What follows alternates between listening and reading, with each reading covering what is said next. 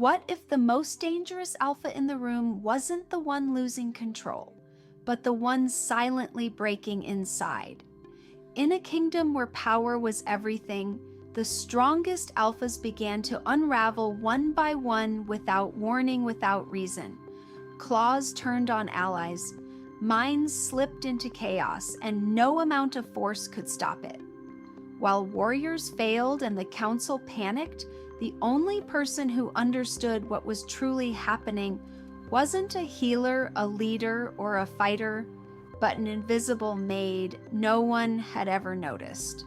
She didn't see monsters, she heard something far more terrifying: pain that had been buried for far too long. And the moment she spoke it out loud, everything began to change. Before we dive into the story, let us know where you're watching from in the comments below. Now let's begin the story. The royal Great Hall broke apart before it could be understood.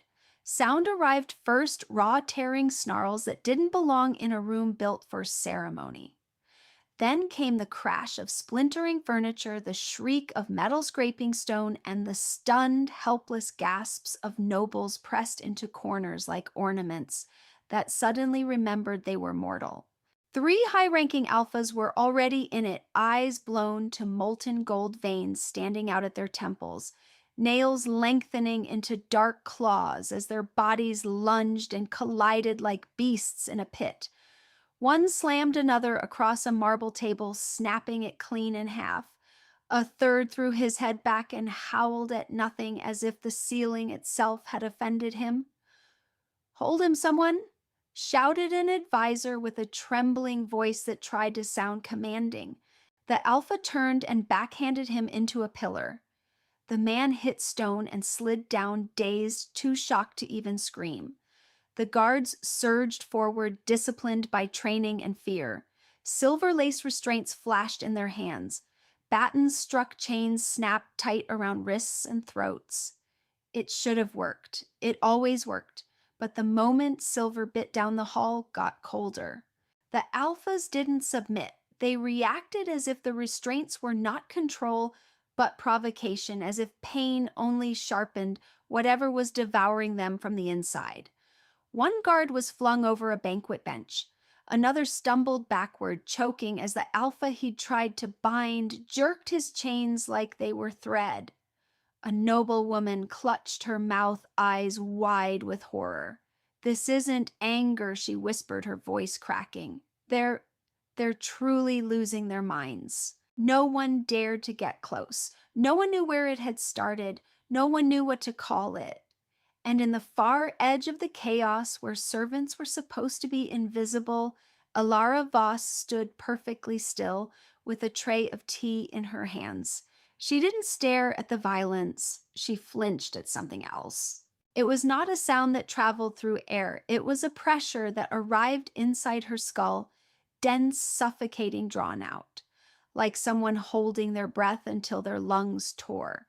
Like a scream swallowed for so long it became poison. Her fingers went numb around the tray. A tremor ran down her arms. The porcelain cups rattled once, twice. Then her hands failed.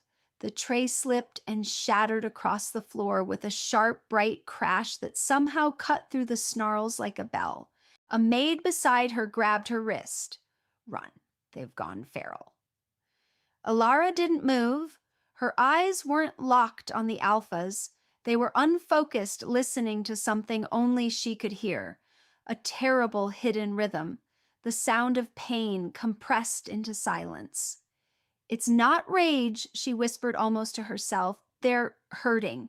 The maid yanked harder, Alara, but Alara's breath caught. Because one of the alphas, bigger than the rest, shoulders broad enough to block torchlight, turned his head as if he'd heard her whisper over the roar of the hall. His gaze snapped to her like a hook. Darius Holt, a war alpha, a name spoken carefully in the corridors, a man who had broken enemies with his hands and smiled afterward like it was weather. His eyes were not his eyes anymore. Gold flooded them.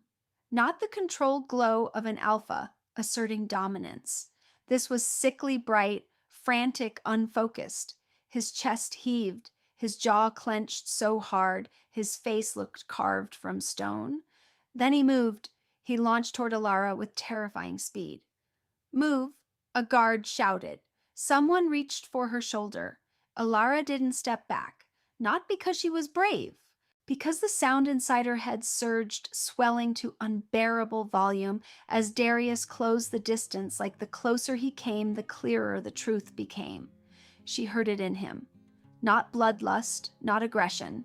A strangled, crushing pressure like his spine was being twisted by invisible hands.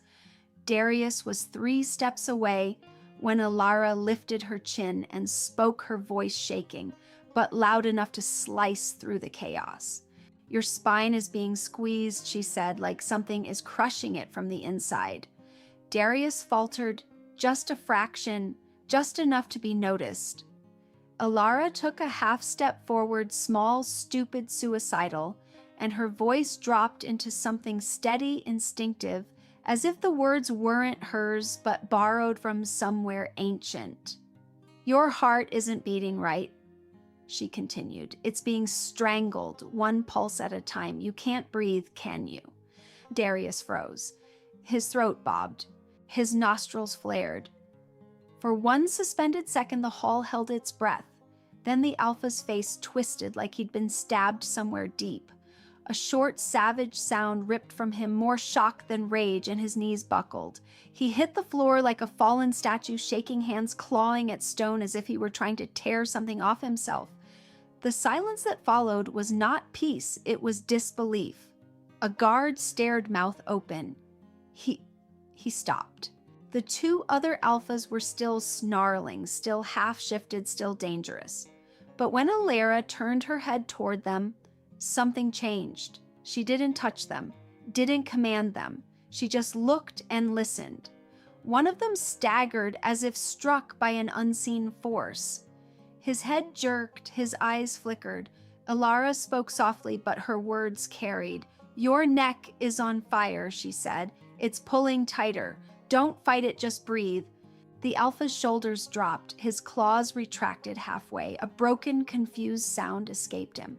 Then he collapsed to his hands and knees, trembling like a man waking from a nightmare. The 3rd Alpha's snarl sputtered. He swayed, struggling, then sat hard on the floor, shaking his eyes, blinking rapidly as if he couldn't understand what had just happened. Guards stood frozen, weapons half raised. Training shouted to finish the job, but the sight before them made no sense. A hall that had been a slaughter waiting to happen, now held by a single maid who hadn't even raised a hand. A whisper traveled through the crowd like wind through cracks. What did she do? Alara's knees went weak. The pressure inside her head eased slightly, but the echo lingered like ringing after a bell. She turned, and that's when she felt the real change in the room. A cold, immense presence moved from the elevated steps above. Kale Draven descended. The Alpha Prince didn't run. He didn't hurry, he didn't have to. Every step he took pressed down on the air like weight. The hall didn't quiet because guards ordered it. It quieted because the wolves inside everyone instinctively recognized hierarchy. Kale's black coat hung perfectly from his shoulders, unmarred by chaos. His face was still, not calm, controlled. His eyes were a dark, unreadable gray that never softened, even when the room bled fear. An advisor hurried toward him, speaking too fast. "Your Highness the Maid, she may be the cause." Kyle lifted one hand. Silence snapped down like a chain. He stopped in front of Alara at a distance that was deliberate, close enough to dominate, far enough to observe. His gaze dropped to Darius Holt on the floor, then rose back to Alara like a blade finding its target. "What did you do?" Kale asked. Alara's instinct screamed at her to bow, to disappear, to melt into the wall like she'd trained herself to do since childhood. She lowered her head automatically. "I didn't do anything," she said, voice small. "I only said what he was suffering." Kyle's eyes narrowed, not in anger, in calculation. His gaze sharpened, no longer dismissive, not even curious, wary. "Take her to the royal wing," Kale ordered. Alara's breath hitched. The words sounded like a sentence.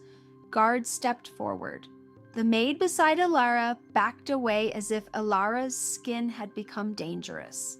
Kyle's voice cut through any protest before it formed. Now, the room they took her to was wide, bright, and cold.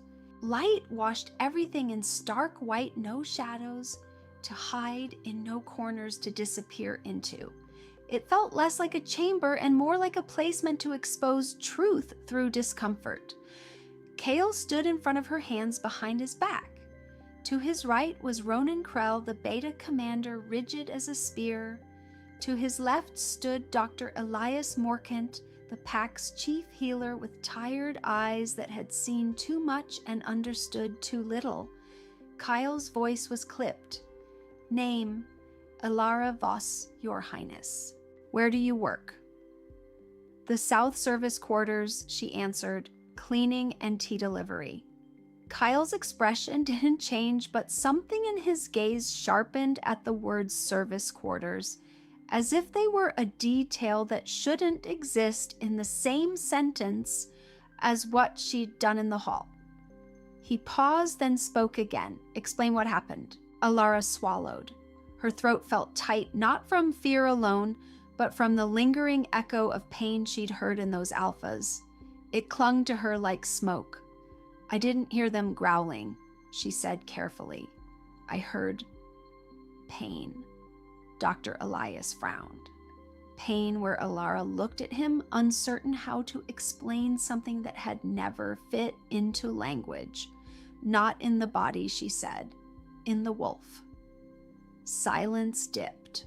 Ronan stepped forward, a half-step, voice sharp. "That's nonsense." Alara's heart raced. She knew how it sounded. She'd been told she was strange since she was small. She'd learned to hold her tongue to survive. But Kyle didn't dismiss her. He stared like he was waiting for the lie to reveal itself. Alara turned her head slightly toward the guard near the door and spoke without thinking, because the sound was there, obvious to her. "Your left shoulder has been aching since morning," she said. "It runs down your arm. You've been telling yourself it's training." The guard's face drained of color. How Dr. Elias's head snapped toward him. "Is that true?" The guard hesitated, then nodded. Kyle's eyes narrowed. His voice dropped lower. "Continue." Ilara's hands trembled as she pointed gently, not accusing, just naming what she could hear. "Your chest hurts when you take a full breath," she said to Dr. Elias. Elias blinked, startled. His hand moved to his sternum without realizing. She said to another guard, "Your neck has been stiff since last night." The man's jaw tightened as if she'd struck a nerve. "And she said to Ronan, feeling the dryness in her mouth, "You haven't slept properly in 3 nights. You keep your eyes open even when they close." Ronan's expression tightened, not because she was wrong, but because she'd said it. Dr. Elias took an involuntary step back, whispering, "That's impossible." Kyle moved closer by one measured step, his presence pressed down, not threatening testing. "You're not guessing," he said. "You're sensing." Alara nodded once the motion small. "I hear it," she said, like an echo.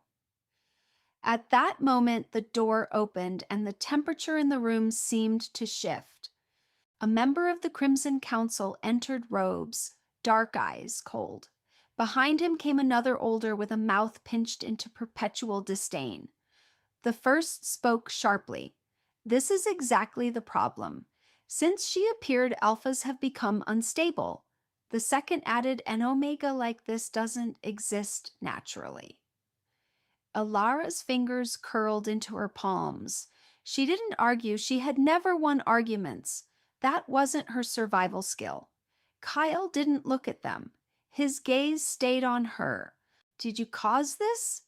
he asked slowly, as if weighing every syllable. Alara lifted her eyes just enough to answer. If I caused it, she said, voice steady despite the tremor in her hands, I wouldn't be able to make it stop. For the first time, Kale's expression shifted barely, a flicker like a crack in ice. He dismissed everyone with one gesture. Leave. The council members hesitated, offended. Kale's eyes snapped to them. Now they left. Ronan left. Dr. Elias left, but his gaze lingered, a mixture of shock and pity. When the door closed, only Kale and Alara remained. The silence in the room felt heavy, intimate, in a way Alara didn't know how to endure. Kyle studied her. How long have you been like this? Ilara looked down at the floor, because it was easier than meeting an alpha's gaze when you were nothing. Since I was a child, she admitted. I've always heard it. And you told someone. I tried, she said. Her throat tightened, old memories pressing forward. They called me strange. A pause. Alara added quietly. So, I learned to be quiet. Kyle's eyes stayed on her for a long moment. The coldness in them didn't vanish, but it softened by a degree. Not warmth, not kindness, just something like recognition of a truth he hadn't considered. The door opened again. Ronan stepped in posture, rigid. Your Highness, orders. Kale turned away as if ending the softness before it could exist. Keep her in the royal wing, he said decisively. Ronan's eyebrows lifted in surprise. If she's dangerous, if she is dangerous, Kale cut in, voice turning sharp. I will handle her myself. He looked back at Alara, and the air between them tightened into a tether. From now on, Kyle said, you do not leave this wing. Alara nodded. She knew what it meant, a cage dressed as protection. Kale's gaze lingered a second longer than necessary. She could feel the shift in it, no longer the dismissive glance of a noble at a servant. Now she was an unknown variable, an anomaly, a problem, or a weapon. The next morning, Alara learned what it meant to be useful. A private room was prepared near the medical ward. Cold stone clean linens, silver chains fastened to iron rings in the walls. It wasn't a healing chamber, it was containment with a polite name. Ronan Krell stood at the doorway, expression unreadable. You will do what you did yesterday? Alara's mouth went dry. What if I can't? Ronan's eyes didn't soften. Then we end it. What do you mean, end it? His voice remained flat. If an alpha cannot be restrained and cannot be calmed, we put him down before he kills others. Alara's stomach twisted. An alpha was dragged in shackled, snarling eyes, yellowed and wild. 2 guards struggled to hold him. His chest heaved and his shoulders jerked, as if something inside him kept pulling harder. Dr. Elias rushed in beside them, speaking fast. He attacked 3 men this morning. No response to sedatives. Alara held her hands close to her body so no one could accuse her of touching, of casting, of doing something forbidden. She inhaled, steadying herself. The echo in her head rose, low, relentless, like pressure building behind a door. Alara didn't move closer. She simply listened. Then she spoke, voice slow and clear. Your throat feels like it's tightening, she said to the alpha, like something is choking you from the inside. Your neck hurts because you keep forcing your head up against it. The alpha's snarl faltered. Alara continued, careful, steady. You're not trying to hurt them. You're trying to escape what's crushing you. The alpha's eyes flickered. A sound like confusion broke through the growl. His breathing stuttered, then began to slow. The guards stared. Dr. Elias froze mid-step. Ronan lowered his voice. Continue. Alpha after alpha came through that room over the next days. Alara learned the pattern. Learned the way the pain hid itself behind aggression. Learned how desperation wore different masks depending on the alpha's pride. She didn't command. She didn't soothe like a mother, not yet. She simply named what the wolf inside them was screaming in silence. Your ribs feel like they're being crushed. Your jaw aches because you keep clenching it to stop yourself from howling. You haven't slept because the moment you close your eyes, the pain becomes louder. Sometimes an alpha would tremble and spit. Are you reading me? Alara always shook her head. I'm not reading you, she said softly. I'm hearing you. Every time she did, the same thing happened. They slowed, they softened. They didn't become gentle, not fully, but their eyes cleared enough to remember they were not monsters. Dr. Elias scribbled notes constantly, the lines on his face deepening. There's no physical trigger, he muttered once more to himself than anyone. No chemical intervention, no direct contact. A guard whispered to another, awe and fear braided together. She's only speaking, and they're stopping. Words spread through the royal wing like wildfire through dry brush. Some began to look at Alara as if she were salvation. Others looked at her as if she were the spark. In corridors, Alara passed servants and soldiers who went silent when she walked by, as if noise might provoke her. Two guards argued in low voices, once not realizing she could hear them. If she can calm them, we need her, one said.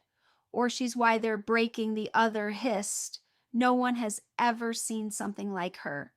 A maid with curled hair and sharp eyes stared at Alara openly and murmured, "It's not normal." Alara didn't answer. She never answered those things. But as she walked away, she felt the bite of it in her chest, not the words, but the fear behind them. Fear had its own sound, and Alara heard that too. Dr. Elias's uncertainty grew until it became doubt not in Alara, but in everything he'd assumed. One late afternoon, he stood in his research room papers, spread out eyes bloodshot from lack of sleep. Kyle entered without announcing himself, presence filling the doorway like a storm contained in a man. Elias didn't bow deeply. He was too exhausted for proper protocol. "Your Highness," he began voice hoarse, "this doesn't match any sickness I know." Kyle studied the papers without touching them. Meaning we've been searching the wrong place," Elias said slowly. "This isn't a disease of the body." Kyle's gaze sharpened. "Then what is it?" Elias's hand hovered over his notes. "She doesn't heal tissue. She reaches something else, something we can't measure." Kale's eyes flicked toward the window, as if the answer might be written in the sky. For the first time, Elias saw a crack in the prince's certainty, not weakness, but weight. Kyle didn't respond. He simply turned and left, taking the doubt with him like a blade. But if Ilara could reach something no healer could measure, what else had the kingdom been hiding beneath the name of strength? Tell me what you think, and don't forget to subscribe before we step into the most powerful part of the story. Kale watched Alara constantly after that, not like a man watching a threat he planned to destroy, though that was part of it, like a man watching the only candle in a room filling with smoke. Alara noticed him in the corners of rooms, silent and still. He rarely spoke, never praised, never thanked. That wasn't his nature. But she began to notice other things. The way his jaw tightened when an alpha trembled in pain. The way his hands curled into fists when council members whispered too close to her. And once, only once, after Alara calmed an alpha who had screamed until his voice broke, she swayed on her feet. It was small, a momentary loss of balance. But Kyle's gaze snapped at her, as if he'd been waiting for it. "You're tired," he said bluntly. Alara straightened too quickly. "No, Your Highness." Her hands trembled anyway, the echo of pain still clinging to her. Kyle didn't argue. He simply watched her longer, something darker settling behind his eyes. That night, when the room was empty and the last alpha had been escorted away, Alara stood alone, trying to breathe through the lingering sounds in her head. The door opened. Kyle stepped in. No guard, no doctor, just him. There were no growls, no chaos, no broken furniture, only silence. And yet Alara froze harder than she ever had with a raging alpha. Because the moment Kale crossed the threshold, the echo inside her head surged like a wave hitting shore. It was bigger than anything she'd heard, deeper, heavier. It wasn't frantic the way the others were. It was controlled, compressed so tightly, it felt like a star collapsing. Alara's breath caught. Kyle's gaze landed on her sharp, immediate. "Don't look at me like that." Alara didn't mean to speak. The words spilled out like truth refusing to be swallowed. "You're in pain," she said. Silence snapped. Kale's jaw clenched. "I don't need your analysis."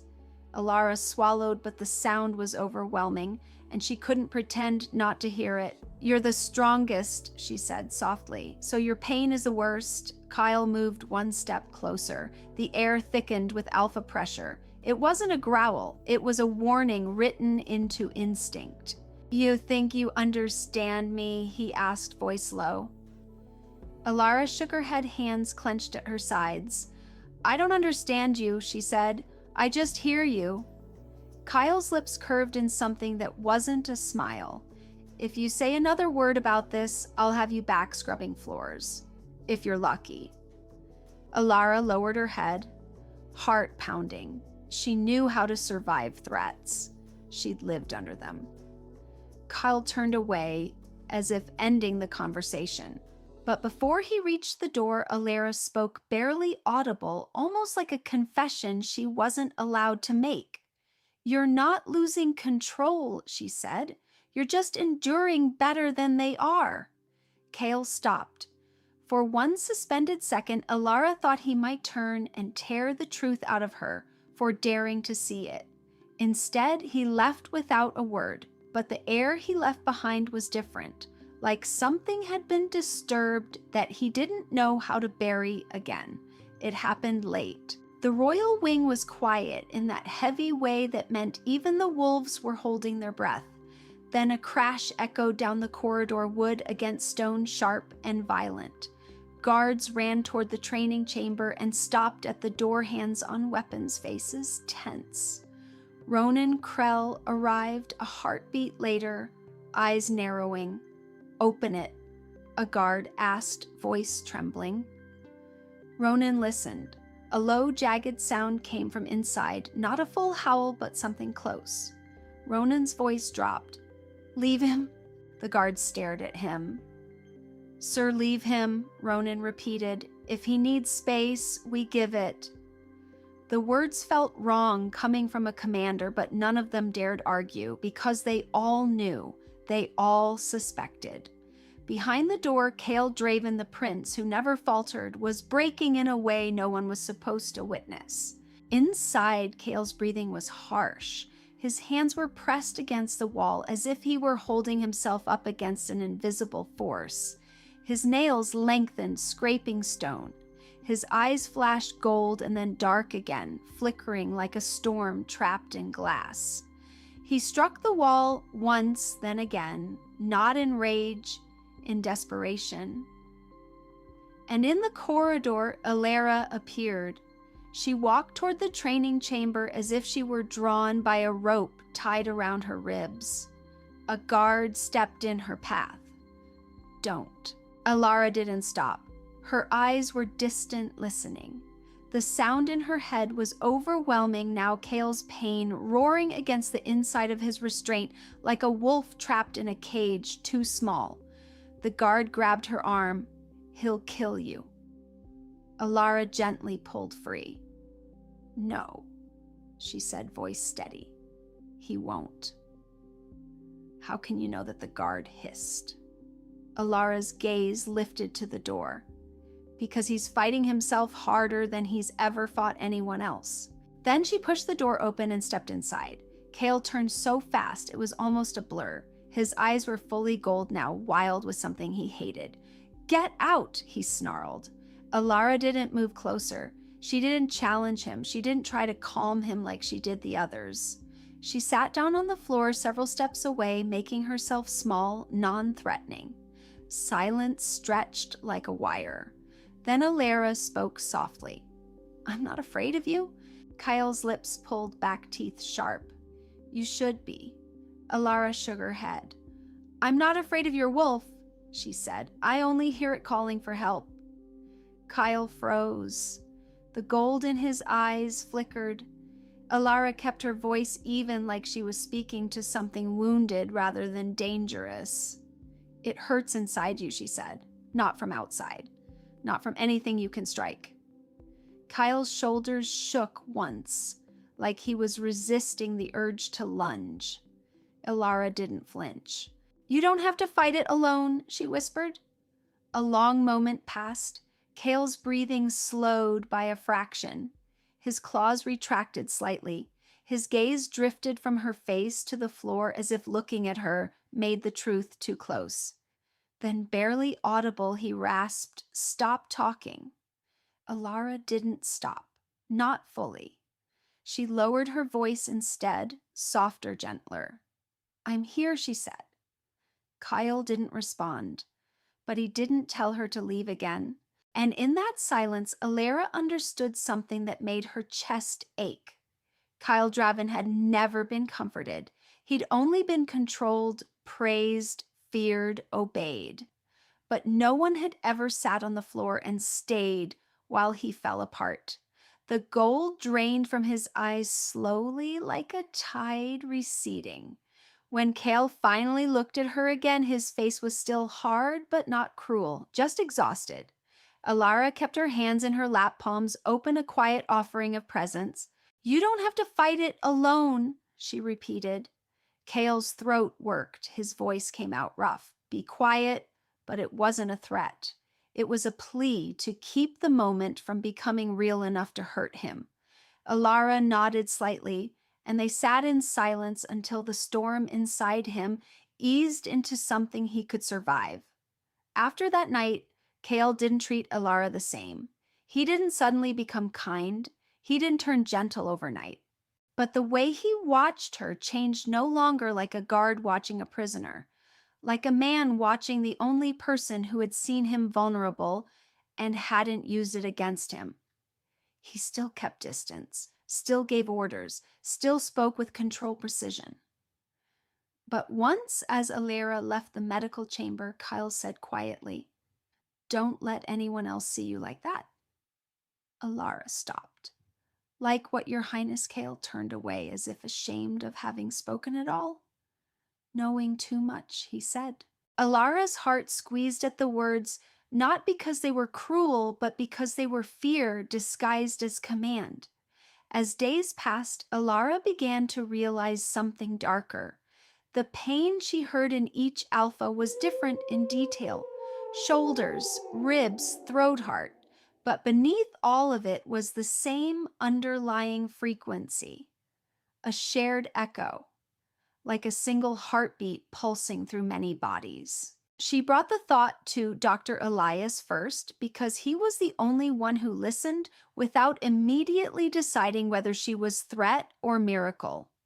"They're not hurting separately," Alara said quietly in his study. "They're connected." Elias frowned. Connected how Alara hesitated, like they're all hearing the same scream, the same source. Elias leaned back, stunned. "A network," he muttered. "A shared trigger." Alara nodded, then turned away. "I need to tell Kale." Elias grabbed her wrist gently. "Be careful," he warned. "The council is already afraid of what you represent." Alara's smile was small and tired.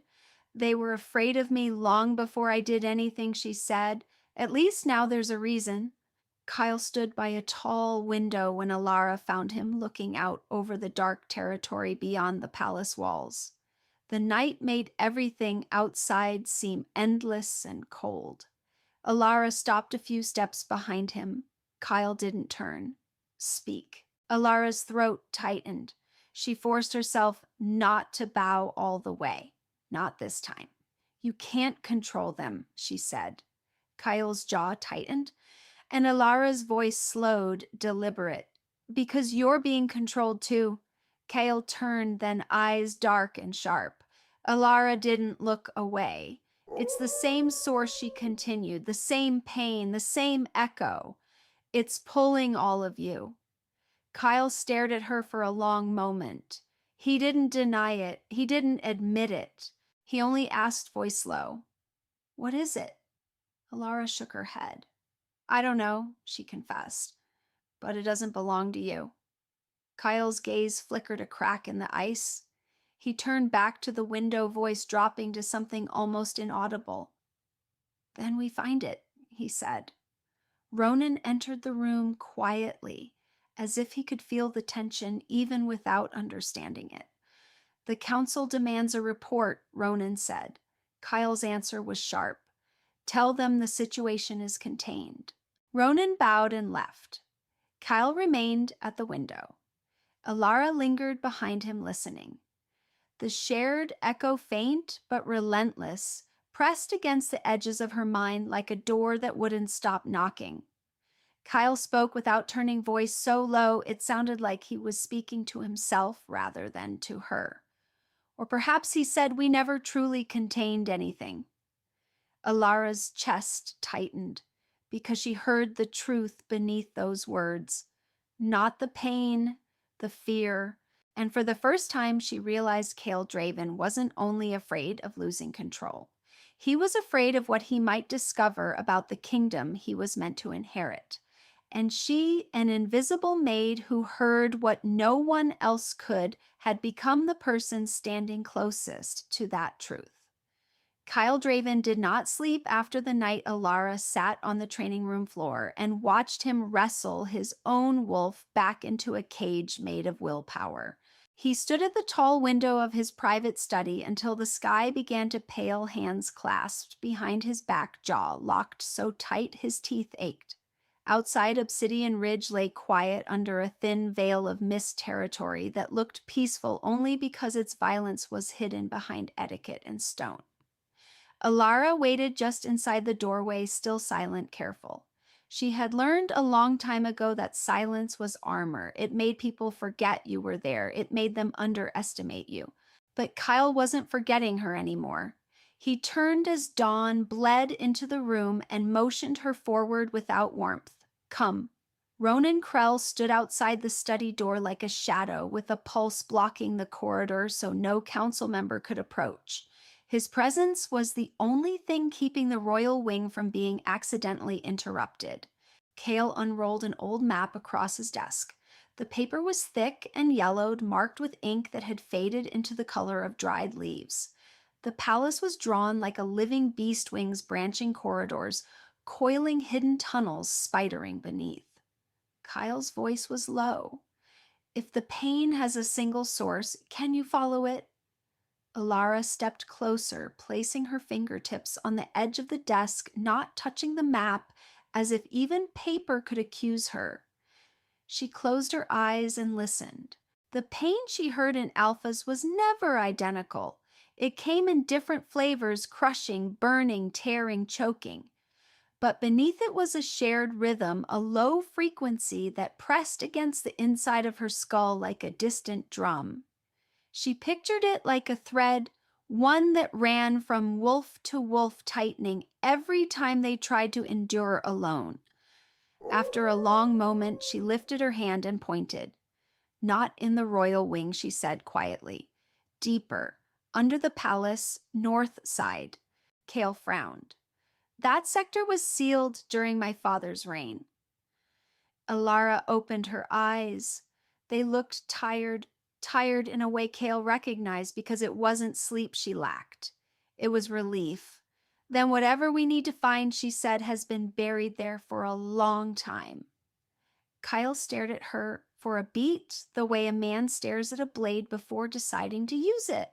Then he rolled the map back up with a sharp motion. "Tonight," he said, "and we do not inform the council." Ronan's voice drifted in through the cracked door. "Understood, Your Highness." Kyle didn't look at him. He only looked at Alara as if the decision he'd just made was heavier than betrayal. You will tell me the truth, Kyle said, even if the truth ruins this kingdom. Alara's throat tightened. I don't know how to do anything else. For the first time, Kale's expression shifted not into softness, not into kindness, but into something like grim respect. He nodded once as if accepting a vow. Then we find it, he said, and we end it. Night fell like a curtain.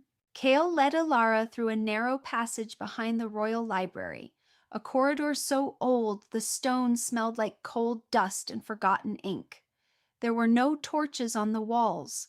Kyle carried the light himself, an oil lamp held steady in his hand, flame barely trembling, even as the palace groaned around them. No entourage, no guards, only Kale, Alara, and Ronan. They moved like thieves inside their own home. The deeper they went, the stronger the sound became. Alara pressed a hand to her chest as the shared pain rose in her skull, no longer subtle, no longer distant. It felt like hundreds of breaths trapped behind a single locked door. Ronan glanced at her. You're pale? I'm fine. Alara lied because truth wasn't always safe. Kyle didn't accept the lie. His gaze flicked to her sharp. If you cannot withstand it, we turn back. Alara swallowed. If we turn back, she said, we stay blind. And it will get worse. Kyle's jaw tightened as if her words bruised him. He didn't answer, but he didn't turn back either.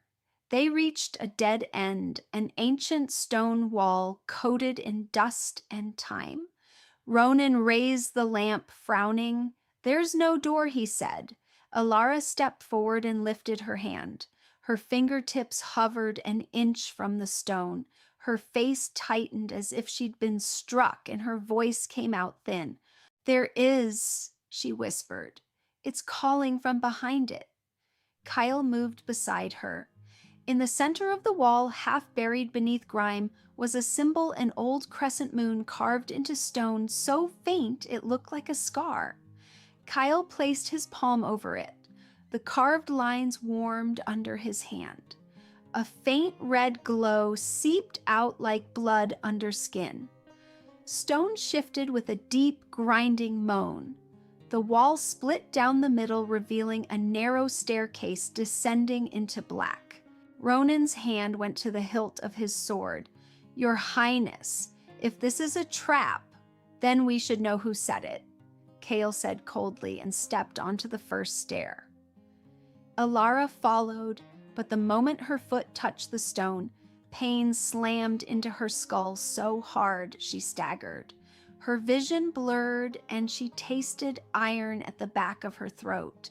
Kyle caught her by the elbow, immediately steadying her with surprising gentleness. Can you endure it? Alara forced herself to breathe. If I stop, she said, voice trembling. We never learn the truth. Kale held her a second longer than necessary, then released her carefully, as if he feared breaking something fragile he hadn't known was precious. They went down. The air grew colder, the silence grew heavier, and the sound inside Alara's head grew so loud it felt like it was vibrating through her bones. At the bottom of the stairwell, the darkness opened into a chamber. It was wide and low-ceilinged, built from black stone that swallowed the lamplight. Symbols covered the walls, ancient markings etched into the rock, spiraling in patterns that made Alara's skin prickle. Some were faded, some looked freshly awakened, as if the stone itself remembered what it was meant to do. In the center of the chamber stood a black pedestal. On top of it rested an object that glowed with a dark red light. Not bright like fire, heavy like a heartbeat.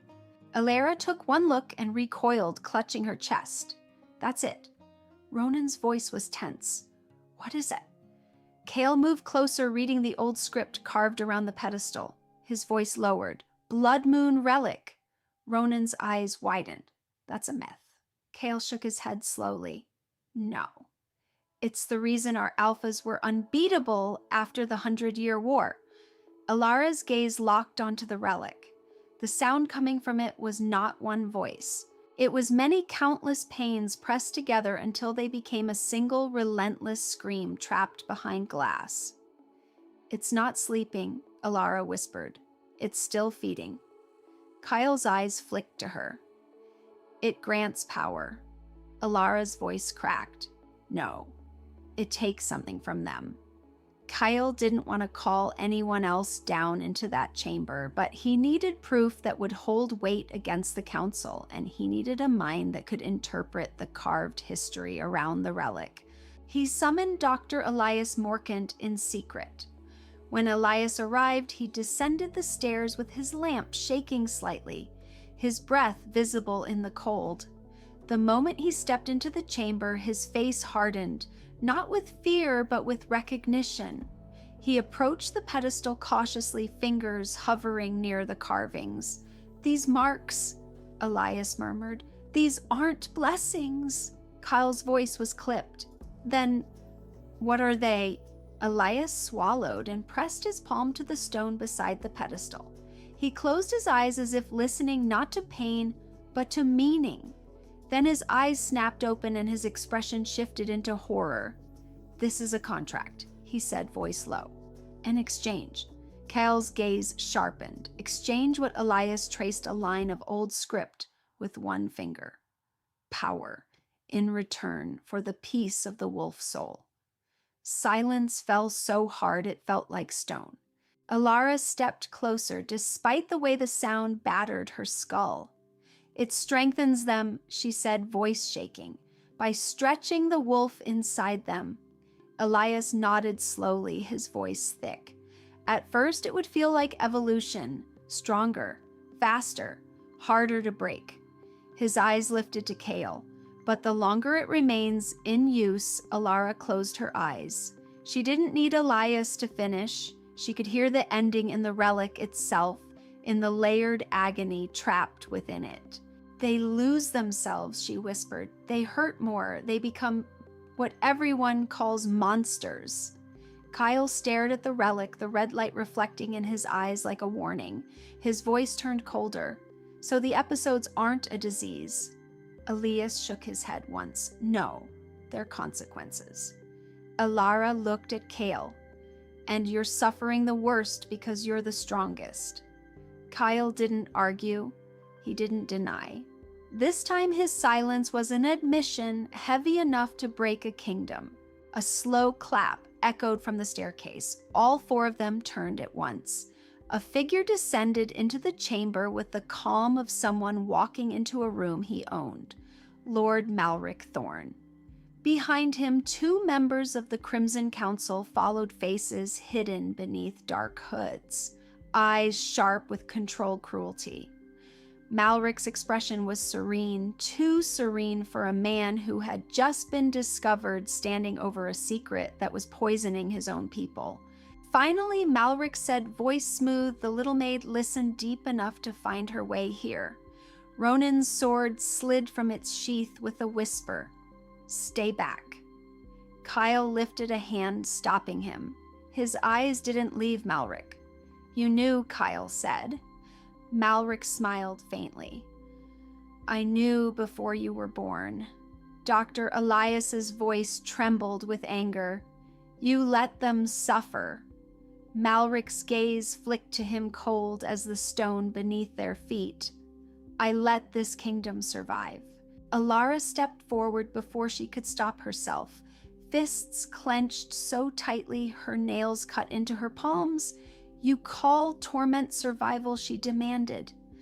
Malric's smile didn't reach his eyes, and Omega wouldn't understand the price of power. Kyle's voice sharpened, and the air around him tightened with alpha pressure. "That price cannot be taken from my people without their consent." Malric tilted his head, almost amused.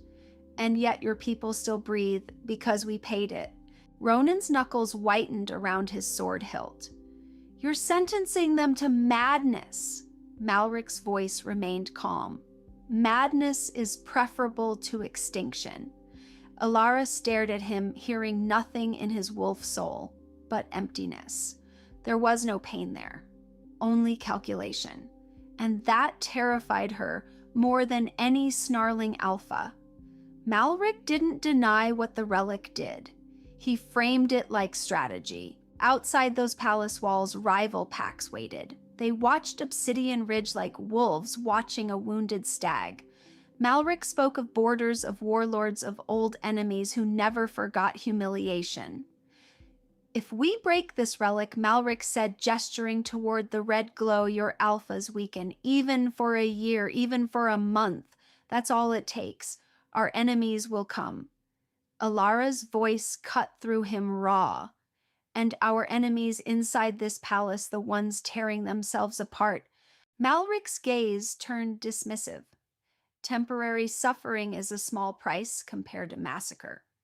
Alara's eyes burned. They aren't suffering temporarily, they're dying from the inside. Malric's tone cooled. You see pain, I see maps. Kyle stood between them like a blade caught between two hands. On one side, the truth Alara could hear. On the other, the system that had held the kingdom upright for decades. Ronan stepped close to Kale and lowered his voice. Your Highness? If this spreads the pack fractures, the council will call it treason. Alara looked at Kale with a quiet, terrible hope. She didn't beg. She didn't plead. She simply waited for him to choose whether truth mattered more than stability. Kale's eyes drifted to the relic, and he didn't speak. That silence was louder than any snarl. It hurt Alara more than the relic's screaming, because she could endure pain. What she couldn't endure was being seen and then set aside when it became inconvenient. Malric's smile sharpened, sensing the hesitation. Sleep on it, Malric said softly, as if offering kindness. You are young prince. You will learn that leadership is not about comfort. It is about sacrifice. Then he turned and ascended the stairs, leaving cold behind him like a curse. Malric didn't bring the relic up to the council. He didn't speak of contracts or wolf souls or the cost of inherited power. He spoke of Alara. The next morning, the great hall filled again, not with snarls this time, but with whispers. An emergency session was convened. Noble alphas gathered in rows, faces tight with fatigue and fear wolves restless beneath skin. Servants stayed to the edges like ghosts. Alara stood in the center of the hall, hands folded in front of her head, high enough to show she wasn't ashamed, but not so high that she challenged them. Malric addressed the room like a surgeon about to cut away a tumor. Since the arrival of this maid, he said, voice carrying, our alphas have lost control more publicly. Alara's stomach tightened. She knows precisely where they hurt, Malric continued. She speaks of the wolf soul as if she can touch it. The question is simple. He paused, letting fear gather. How does a maid know these things? Lady Seraphine Varel rose immediately, her voice sharp with contempt. Because she planted it. A ripple moved through the hall. Suspicion found easy ground.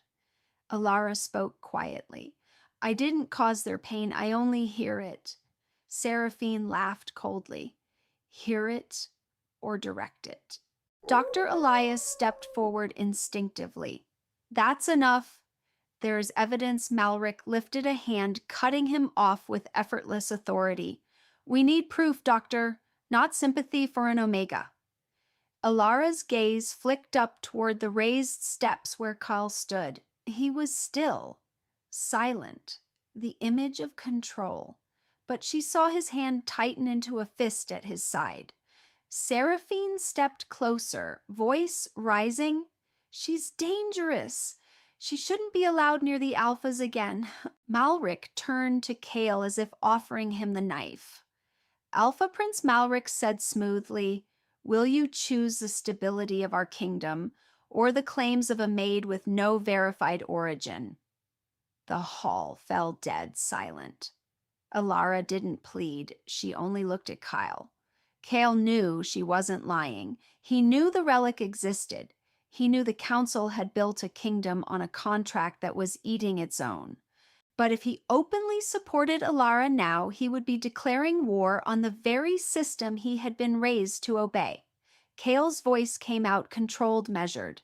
Alara Voss will remain in the royal wing, he said, under guard, until the investigation is complete. The words landed like a blade. Alara's breath hitched, not because of fear, because of the quiet, intimate betrayal of being chosen and then caged. Seraphine smiled. A wise decision. Alara lowered her gaze, and when she spoke, it was soft enough that only Kyle could hear. So in the end, you only want to control what you don't understand. Kyle stepped down one stair, voice low. I'm trying to protect you. Alara's eyes lifted, red-rimmed but dry. No, she said calmly. You're protecting your throne. Kyle went still. The crack between them opened for the first time. And it didn't come from the relic. It came from him. Alara's room in the royal wing had a locked door and guards outside it. It wasn't a dungeon, but it wasn't freedom. She sat by the window with her knees pulled to her chest, listening to the palace breathe around her. Far away council members argued in quiet rage.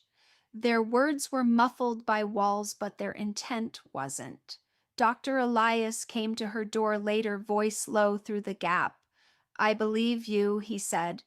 Alara let out a small, humorless laugh. Belief isn't enough, Doctor. Elias fell silent. He had no answer, because belief had never saved anyone. Underneath the distant murmurs, Alara heard something else. A heartbeat, not her own, not the palace, the relic. It was beating faster now, like a heart sensing blood in the water. Alara pressed her palm to her forehead. No, she whispered, don't. The sound surged. It wasn't just pain anymore. It was hunger. That night, Malric convened a larger meeting to reassure the Alpha families. He stood in the great hall and spoke of control, of order, of strength. We will not allow a Maid, Malric declared, to weaken the faith of this kingdom in Alpha power. As his words echoed, the lights in the hall flickered once, then again. Kale, seated above, went rigid. Deep beneath the palace, the blood moon relic pulsed. Alara, locked in her room, gasped and fell to her knees, clutching her head as the sound in her skull exploded. Stop, she choked. Please, stop. In the hall, an Alpha suddenly snarled a sharp, involuntary sound. Another answered. A third. Within seconds, the room ignited into chaos. Eyes flashed gold. Claws emerged, tables overturned, people screamed. Seraphine shrieked as a stone bench shattered near her. Malric's face finally lost its composure. Kale stood, chest tightening as the shared pain slammed into him too. He pressed a hand to his sternum, teeth clenched. The relic wasn't just affecting Alphas individually now. It was amplifying them together, turning their combined suffering into a storm that no single Alpha command could suppress. Ronan roared orders.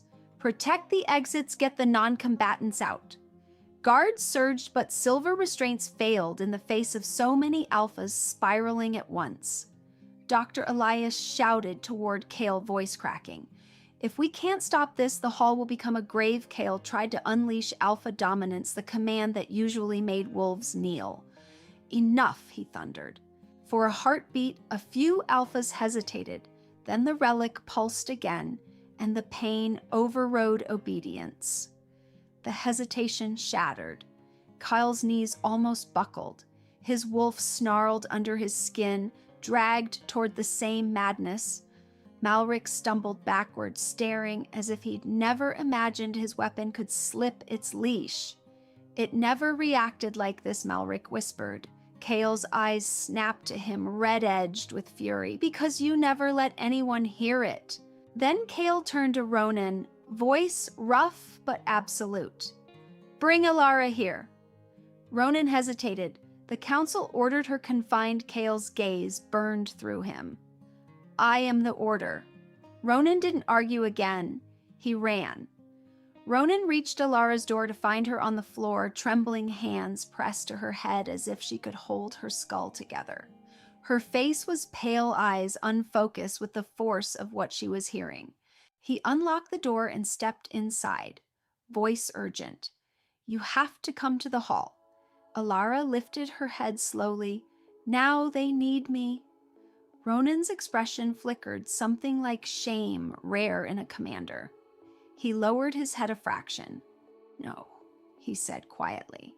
"Now we admit we never should have doubted you." Alara's breath shook.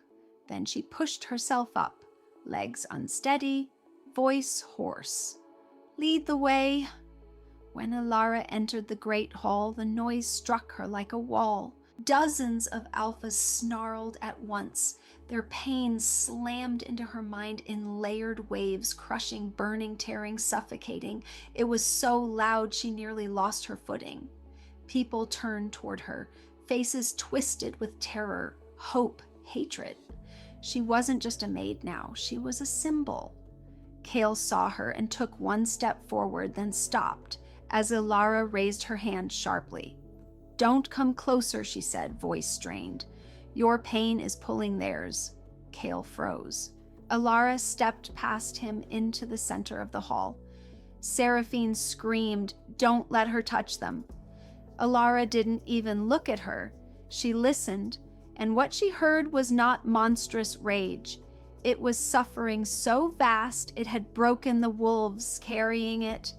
Alara's hands shook as she turned in a slow circle, feeling the pain patterns, each alpha's agony unique, and yet all bound by that same shared frequency. She swallowed hard. Then she shouted, her voice tearing through the hall with raw, desperate clarity. "They're not monsters," she cried. "They're in pain." For a split second, the nearest alpha's snarl faltered like something inside him recognized the truth. Alara seized that crack. She faced him, voice loud, steady, naming what no one else dared name. "Your right shoulder is burning like the bone is being torn apart," she said.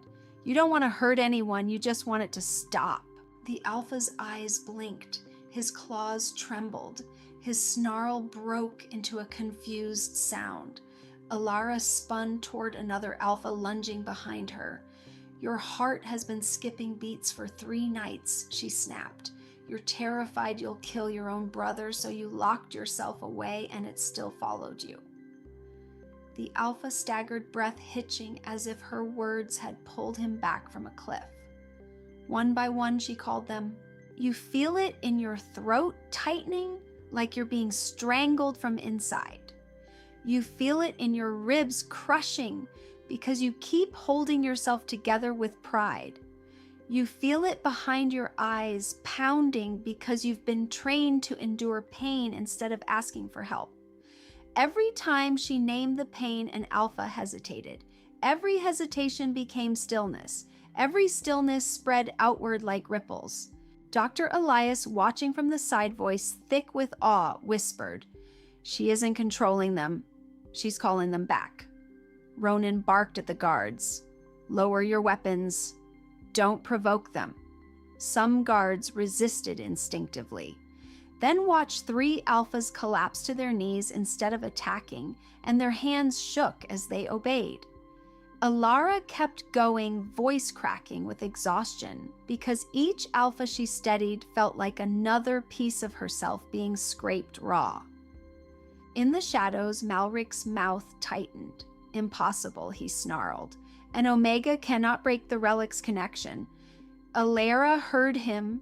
She didn't answer, because she could feel the truth beneath her feet.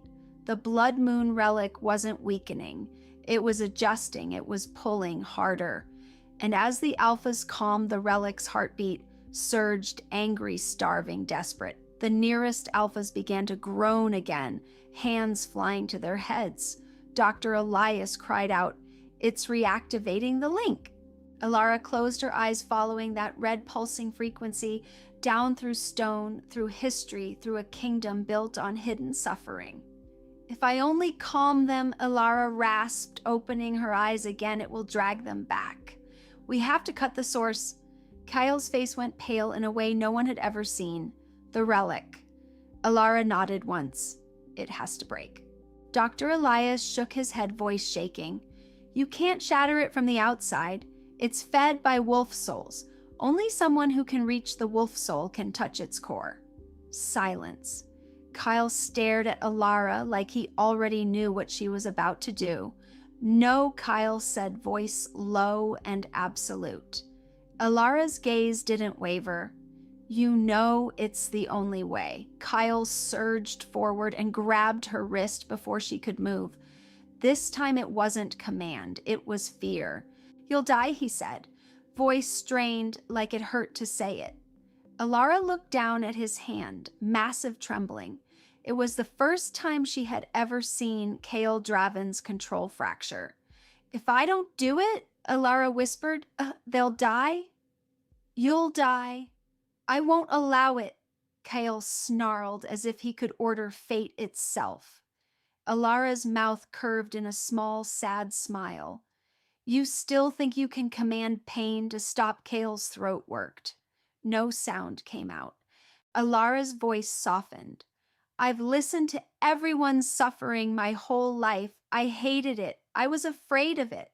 But if this ability exists only for moments like this, she inhaled shakily, then I have to use it. Kale pulled her closer, voice breaking on the edge of control. Don't carry our pain alone.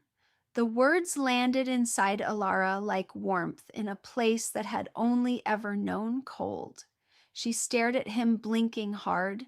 Then she nodded once, very small. Then stand beside me, she whispered, but don't stop me. Kyle's grip loosened, but he didn't let go. Not yet. They moved fast.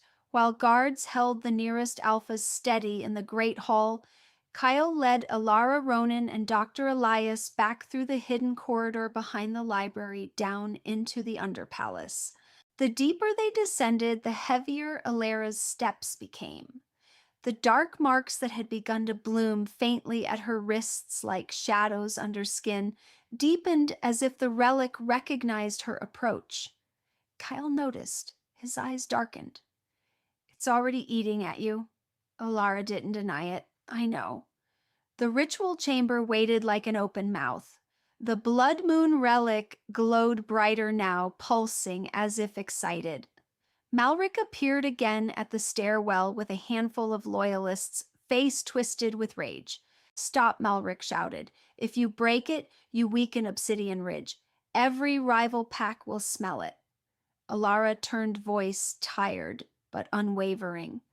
A kingdom that survives by feeding on its own people is already weak. Kyle drew his sword and stepped in front of her, eyes sharp as steel. Ronan. Ronan moved instantly, blocking Malric and his men, blade raised. No further. Malric snarled, You would let a maid dismantle our power. Kale's voice was cold enough to freeze blood. You dismantled our souls long before she ever spoke. Alara stepped past Kale's shoulder and approached the relic alone. The moment her hands touched the blood moon relic, the world shattered. The chamber shook violently. The carvings on the walls flared red as if the stone itself bled light. A force slammed into Alara's chest and she dropped to one knee, hands still locked onto the relic. Pain flooded into her. Not the sharp pain of injury, but the ancient layered agony of generations. It wasn't just sensation, it was memory. She saw warriors forced to grow stronger until their minds snapped. She saw heirs trained to call endurance honor while their wolves screamed. She saw children praised for never crying, even when the relic's hunger curled around their ribs. Alara screamed the sound raw and human, and yet her fingers refused to release the relic. Kyle surged forward. Alara. Don't touch me, she gasped, teeth clenched, voice ragged. If you touch me, it will pull you in, Dr. Elias shouted over the trembling air. She's pulling the core energy out of the network. She's trying to sever the link. The relic cracked thin fractures, spidering across its surface. But as it broke, Alara broke with it. Her breath hitched, her body jerked as if an invisible hand was ripping her open from the inside. The dark mark surged up her wrists toward her forearms like ink spreading in water. It hurts, she choked, voice small for the first time.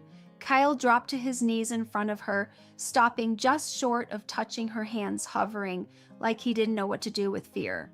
"Look at me," Kyle said, voice hoarse. "Don't listen to it. Listen to me." Alara's eyelids fluttered. "I can't." "Yes, you can," Kale insisted, and his voice cracked on the edge of something that sounded like pleading. "You're not alone." Alara forced her eyes open. Kyle's face was inches away, his expression stripped bare. No arrogance, no command, only terror at losing her. "Nobody ever listened to you," Kale whispered, and his voice was rough like it had been scraped open. "But I am listening now." Alara's lips trembled. She tried to speak, but the relic's agony surged again. Kale's eyes shone with something fierce. "Your pain," he said, voice shaking. "I hear it." The words anchored her. Just enough. Alara dragged in a brutal breath and poured the last of her strength into the relic, not fighting it, but pulling the pain out, drawing it into herself, like a storm drawn into a single body. A bright, pale fracture split through the relic's red core. Then another. Then the blood moon relic shattered. It burst into fragments of dark red light, then crumbled into black ash that drifted down like dead snow. Above them, the great hall went silent. The combined howl of the pack suffering cut off mid-note.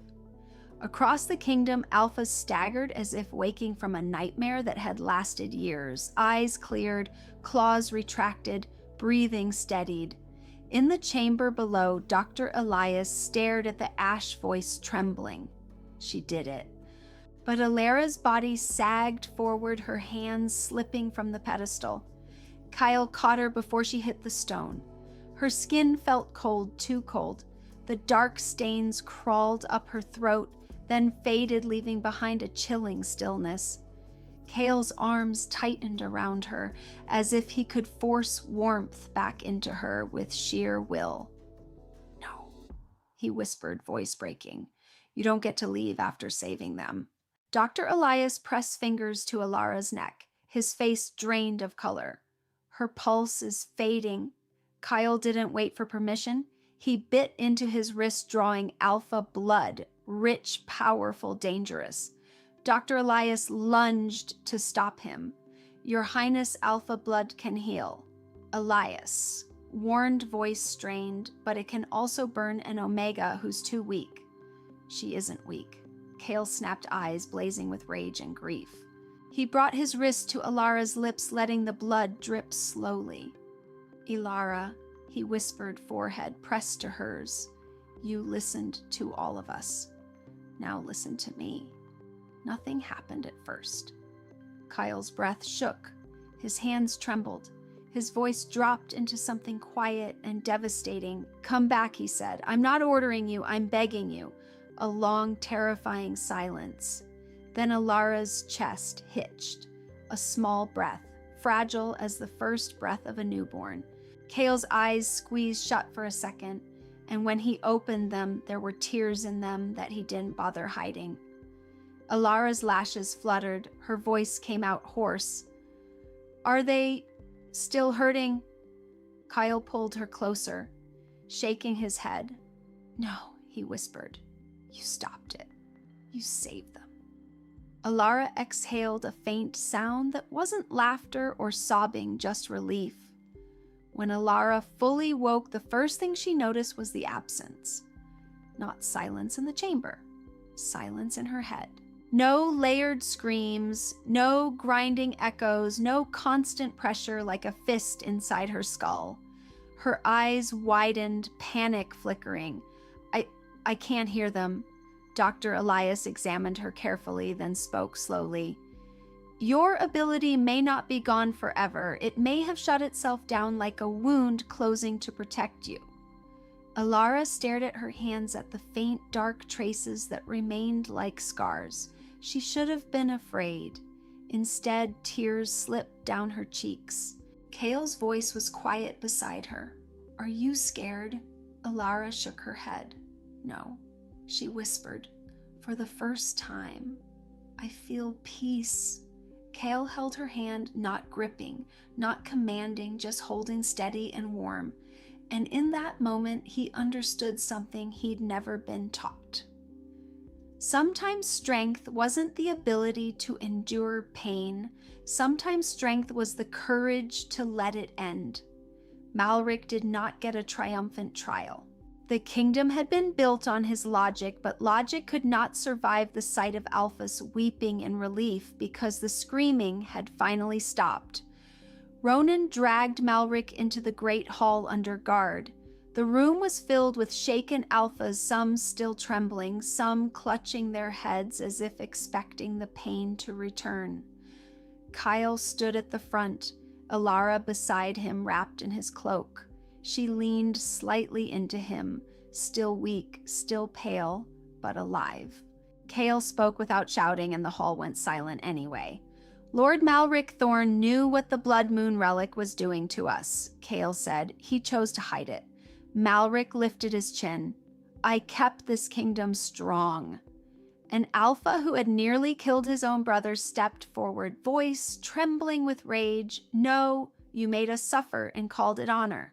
Seraphine's face was white as stone. She didn't speak now. She couldn't. Kale's voice cut through the room. The Crimson Council is stripped of authority. Every record, every ritual, every secret contract will be opened. No more power built on hidden suffering. Ronan bowed. Understood. Malric struggled as guards seized him, but his eyes remained cold. You will regret this, he hissed at Kale. Weakness invites predators. Kyle stared back, unflinching. We were already predators, he said quietly. You just taught us to hunt ourselves. Malric was taken away in heavy silence. No cheers, no celebration, only the raw, shaken awareness that the kingdom had been living inside a lie for generations. When Kyle led Alara back into the great hall afterward, the room changed, not with fear, with reverence. Alphas turned toward her like iron filings pulled by a magnet, eyes, heavy with shame and awe. Some looked like they wanted to speak, but didn't know how to form words that could carry enough apology. An older alpha stepped forward first and lowered himself to one knee. I called you a witch, he said hoarsely. I was wrong. Then another alpha followed and another until the hall was filled with the sound of knees meeting stone. Ronan, the rigid commander, lowered one knee too. Dr. Elias bowed his head, eyes wet. Alara's breath caught. She instinctively tried to step back, overwhelmed. Kale tightened his hand around hers gently. This time he murmured, they aren't forcing you to bow. Alara looked out over the kneeling alpha's eyes, shining. She had spent her whole life trying to become invisible enough to survive. And now the strongest wolves in the kingdom were looking at her like she was the reason they were still alive. Kyle removed his black cloak and draped it over Alara's shoulders in front of everyone. The act was simple, but in a world ruled by hierarchy, it was a declaration. From this day, Kyle said, voice steady, Alara Voss is no longer a servant.